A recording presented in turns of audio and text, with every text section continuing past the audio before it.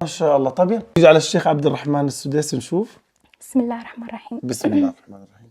ألف لام ميم ذلك الكتاب لا ريب فيه هدى للمتقين الذين يؤمنون بالغيب ويقيمون الصلاة ومما رزقناهم ينفقون والذين يؤمنون بما أنزل إليك وما أنزل من قبلك وبالآخرة هم يوقنون أولئك على هدى من ربهم وأولئك هم المفلحون إن الذين كفروا سواء عليهم أأنذرتهم أم لم تنذرهم لا يؤمنون ختم الله على قلوبهم وعلى سمعهم وعلى أبصارهم غشاوة ولهم عذاب